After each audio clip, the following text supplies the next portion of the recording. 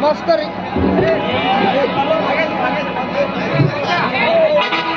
ನಮಸ್ಕಾರ ರೀ ಗಣ್ಯರ. ನಮಸ್ಕಾರ ಲೆಕ್ಕಾಚಾರಿ, ನಮಸ್ಕಾರ. ಗಣ್ಯರು ಏನೋ ಒಬ್ಬರ ನಿಂತು ಮತ್ತೆ ಯಾರ ಮನೆಗೆ ಬೆಂಕಿ ಹಚ್ಚಬೇಕಂತ ವಿಚಾರ ಮಾಡಕತ್ತೀರಲ್ಲ.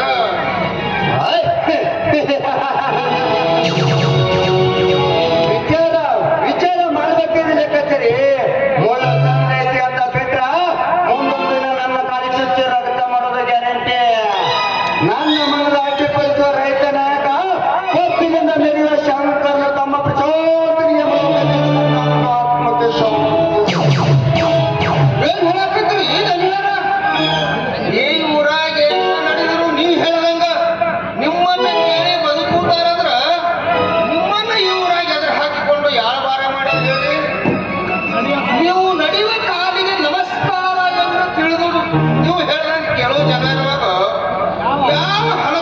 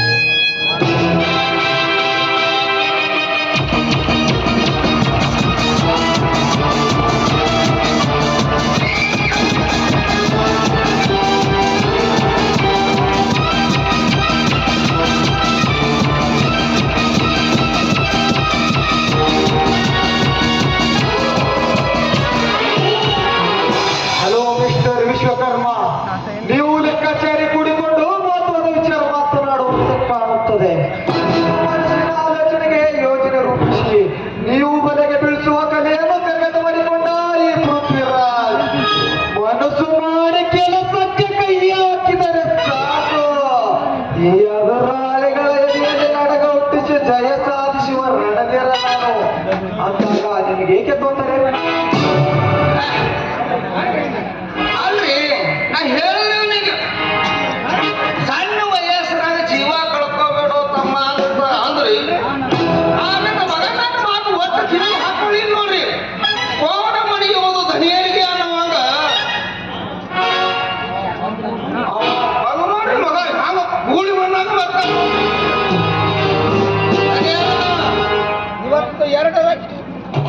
ಇವತ್ತು ಎರಡರಲ್ಲಿ ಒಂದು ಆಗೇಲೇಬೇಕ್ರಿ.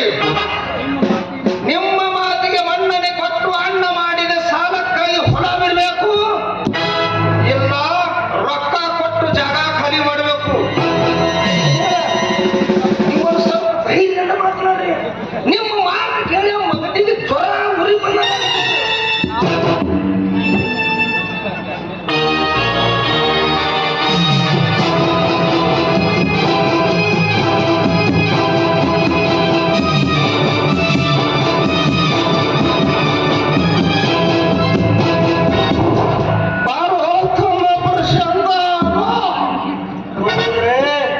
ಯಾಕೋ ಬರೋಕೆ ಹೇಳಿ ಕಳಿಸಿದ್ರಲ್ಲ, ವಿಷಯ ಏನಂತ ಹೇಳ್ಬೋದ ನೋಡ್ರಿ. ಕವಿನರು ಮನೆಗೆ ಕಾಲಿಟ್ಟ ತಕ್ಷಣ ದೊಡ್ಡವರಿಗೆ ನಮಸ್ಕಾರ ಮಾಡುವುದು ಕಲ್ತಿರ್ಬೇಕು ಮೂರ್ಖ.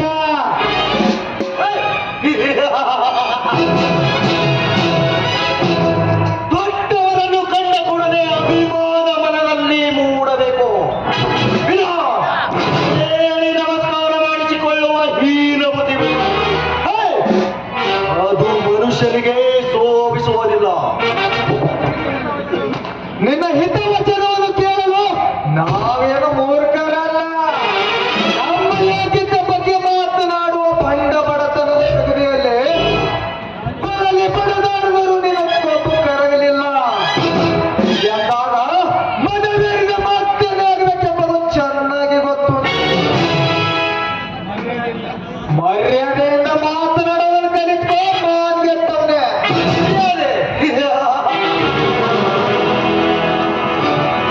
ಮಾನವಂತ ಮನುಷ್ಯ ತಿಪ್ಪೆನೆಲ್ಲ ಬದುಕಿದನು ಮರ್ಯಾದೆ ಇರುತ್ತದೆ. ಮಾನವೇಳಿ ಮನುಷ್ಯನನ್ನು ತಂದು ಪಲ್ಲಕ್ಕಿ ಒಳಗೆ ಕುಡಿಸಿ ಮೆರವಣಿಗೆ ಮಾಡಿದರು ಮನುಷ್ಯ ಆಗಲಾರೆ. ನ್ಯಾಯ ನೀತಿ ಧರ್ಮಕ್ಕೆ ತಲೆಮಾಗುವೆ ಹೊರತು ನಿಮ್ಮ ತಪ್ಪೊಳಗೆ ಸತ್ತು ಮಾತ್ರ ಬರೆಯಬೇಡ. ಅಡ್ಡಿಲ್ಲ, ಬಹಳ ಅಂದವಾಗಿ ಮಾತಾಡ್ತೀಯ ನೀನು. ಅಂದವಾಗಿ ಮಾತಾಡಕ್ಕೆ ಬದುಕೋದು ಬಹಳ ಕಷ್ಟ ಐತಿ ಈ ಕಲಿಯುಗದಲ್ಲಿ. ನಮ್ಮ ಲೆಕ್ಕಾಚಾರ ಎಲ್ಲಿಯೇ ಕಲಿಸಿದ ಕಾರಣ ಯಾವ ಕಾರಣಕ್ಕೆ ನಿಮ್ಮ ಮನೆಗೆ ಬರಬೇಕು ಅಂತ ನನಗೆ ಹೇಳಲಿಲ್ಲ. ದೊಡ್ಡವರು ಯಾವುದೋ ವಿಷಯ ಪ್ರಸ್ತಾಪ ಮಾಡ್ತಾರೆ ಅಂತ ಅದನ್ನು ಕೇಳಿ ಹೋಗ್ಬೇಕಂತ ಬಂದಿದ್ದೇನೆ. ಯಾವ ಕಾರಣಕ್ಕಾಗಿ ಕಳಿಸಿದ್ದೀರಿ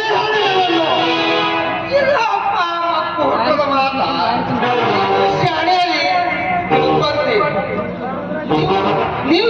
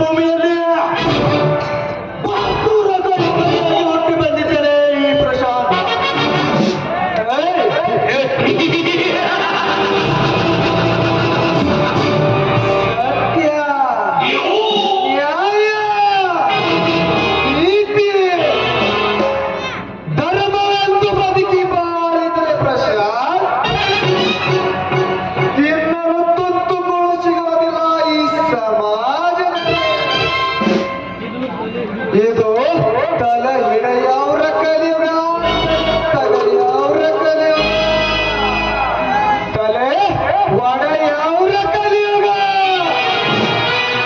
ಅಂದಾಗ ಸತ್ಯಕ್ಕೆ ಬೆಲೆ ಇಲ್ಲದಾಗಿದೆ ಈ ಪಂಡೆ ಸಮಾಜ. ನ್ಯಾಯವೇ ಮೌನವಾಗಿ ಅತ್ಯಾಚಾರ ಹೆಚ್ಚಾಗಿ ಭ್ರಷ್ಟಾಚಾರದ ಹಗರಣದಲ್ಲಿ ಜೇಲ ಸೇರಿ ಬಿಡುವುದು ಅದ್ದೂರಿಯಾಗಿ ಸ್ವಾಗತ ಸನ್ಮಾನ ಜರುಗುವ ಕಾಲವಿದು. ನೀತಿಯ ಪಾಠವನ್ನು ಬಿಟ್ಟು ಅಕ್ಕ ತಂಗಿಯರ ಮಮತೆಯನ್ನು ಕಾಮ ತೀರಿಸಿಕೊಳ್ಳವರಿಗೆ ನಿಜವೆಂದು ಕರೆಯಲು ಈ ಸಮಾಜದ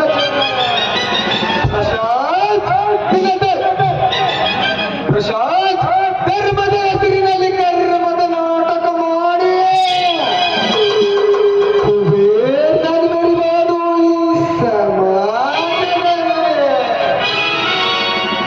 ಪ್ರಶಾಂತ್ ನೀನೊಬ್ಬ ಹುಚ್ಚ ಬದುಕುವ ಆದ್ಯನ ತಿಳಿಯದ ತಿಳಿಗೇಡಿ. ನಿನಗೇನು ಗೊತ್ತಾಗಬೇಕು ಈ ಸಮಾಜದ ಮರ್ಮ? ನಿನ್ನ ತತ್ವ ನಿಜ ವಚನವನ್ನು ಯಾರ ಕೇಳಬೇಕು ಈಗಿನ ಕಲಿಯುಗದಲ್ಲಿ?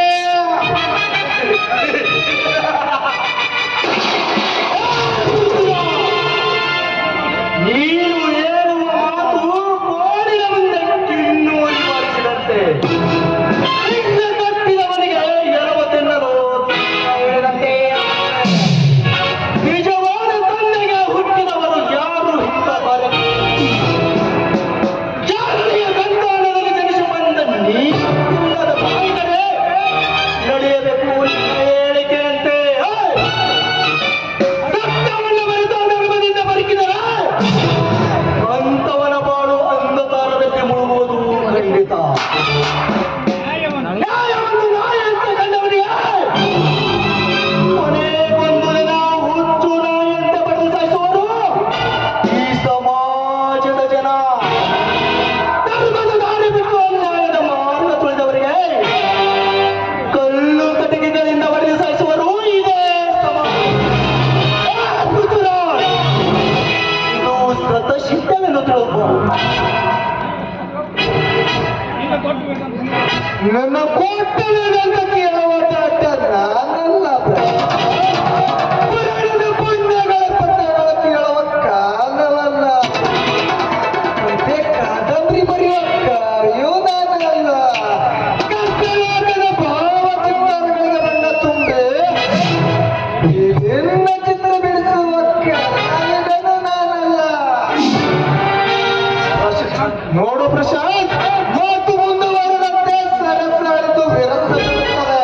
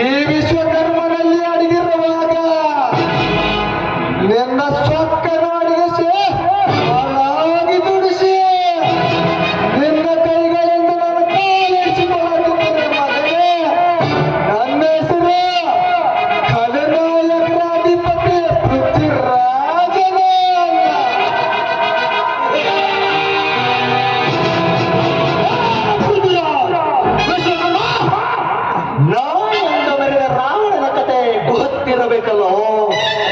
ನಿಮ್ಮ ಗುಪ್ತ ಬೆದರಿಕೆಗೆ ಹೇಡಿಯಂತೆ ಹೆದರುವ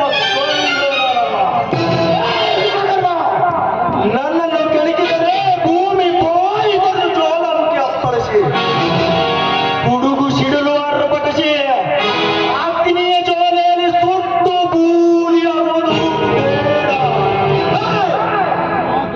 ಆ ದುರಂತದ ಕ್ರಾಂತಿಗೆ ನಾಂದಿ ನಿಮ್ಮಿಂದಲೇ ಪ್ರಾರಂಭವಾಗುವುದು. ಸತ್ತದ ಕುತ್ತಿಗೆಯನ್ನು ಕತ್ತರಿಸುವ ಕೈ ಚಾಚಿದರೆ ರಕ್ತ ಕ್ರಾಂತಿಯಾಗುವುದು ಎತ್ತರ.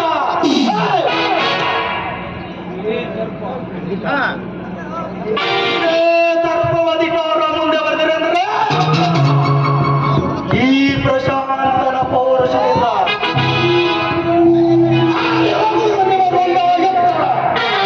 ಬರ್ತೀನಿ ಮಕ್ಕಳ.